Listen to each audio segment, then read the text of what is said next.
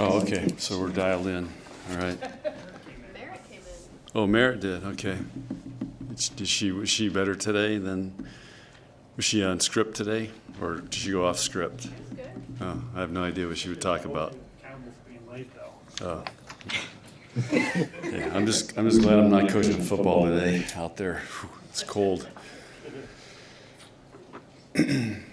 Anyways, this is week 10. We've got 2 matches on the road. One of our focuses this week is going to be to try to get better and work on some things and get ready to compete really hard Friday, Saturday. How are you a different team entering this matchup with Wisconsin than you were the last time you played? I don't know. I don't know, was that 8 matches ago or whatever? I don't know. That's why we're going to try to get better this week so we can be, it was a very close match. We got blocked, made a lot of errors, so those are some things we can try to clean up. We got to serve tougher, and we got to go up there and handle their environment, and same at Minnesota. And so I don't know. That's each week's a test. The game really doesn't have any memories, so that's why we're working on how we're going to get better this week. You said you want to get better previous weeks too. Are you a better team now than you were when last time you played? Have you lived up to those weekly goals?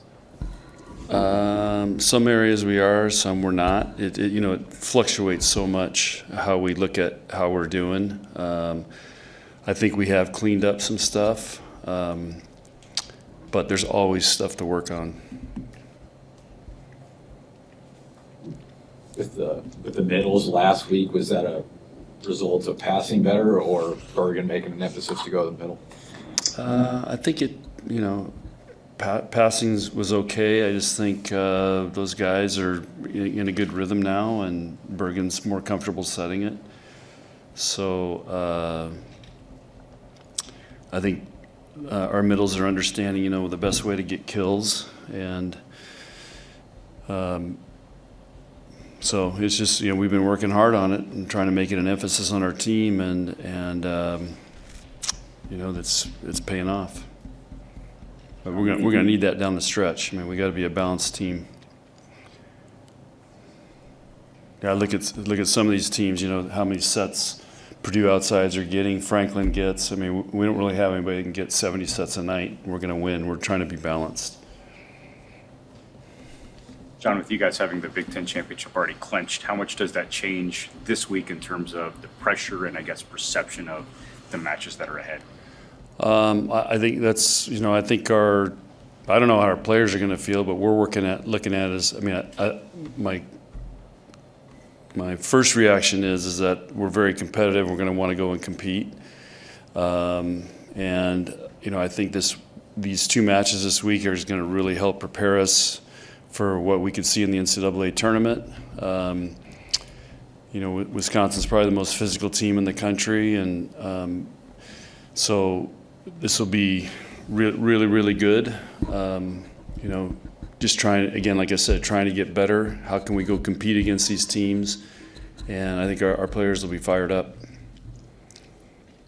Does your routine change? As long as they don't eat too much turkey and pumpkin pie. That's always a worry over Thanksgiving. Does your routine change at all this week, or is it a normal Friday, Saturday type of week for you? It's a normal Friday, Saturday. We'll celebrate Thanksgiving here Wednesday night after practice, and we leave Thursday morning. What's your favorite Thanksgiving food? I like it all. Thanksgiving is my favorite holiday. So, way, way better than Halloween. Oh, yeah. No, we go from worst to best. Lindsay looked pretty mobile, jumped around the celebration. Is she getting closer? Going to try to practice this week, though? Yeah, she's ramping up every day. It's just how fast we can push her. So it depends on how she recovers each day. So I don't know how she recovered from yesterday to today, but we're going to push her as hard as we can. So she could practice this week. Again, it all depends on it's her body, how she reacts, how sore she is, all those things. Has the way you've addressed being undefeated changed with players over the years? from 20 years ago to now? No, we don't even talk about it. I don't even think about it. We're just focused on how we're going to get better today and winning the next point. And like I said, it's we don't even think about it. Final questions for Coach? But you had an undefeated team, so was there something that they told you after the fact about the pressure they felt mounting over time, or?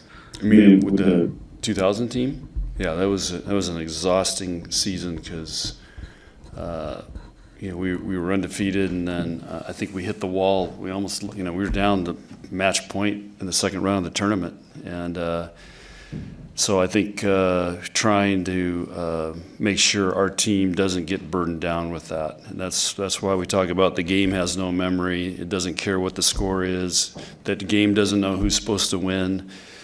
So that's how we've been framing it all year. So that's why we don't even worry or talk about it, because it can become a real big burden because you're always trying to protect something. And I don't think this group's, like I said, the good thing about social media and Instagram and TikTok and all that, they have really short attention spans. So they really aren't thinking about much except the next 20 seconds. I really believe that. 23 years ago, it was like, that was a big deal, and those guys it became all consuming for us. And I just remember how exhausting it was. We don't feel that at all with this group. What do you remember about that? Like, what was was there a match where you could sense the players were feeling the pressure of being undefeated? Yeah, it was down the stretch and going in the tournament, and we were picked 12th, finished 12th in the country that year to start with, and so we didn't have any expectations, and I'd moved a bunch of players, different positions, and we started playing really well and getting going, but then it became like, okay, we're gonna mess this up. We had a lot of 5-game matches that it came down to, and but. Yeah, this doesn't feel the same to me, and nor do I think to our players. Good. All right. Okay, guys, thanks.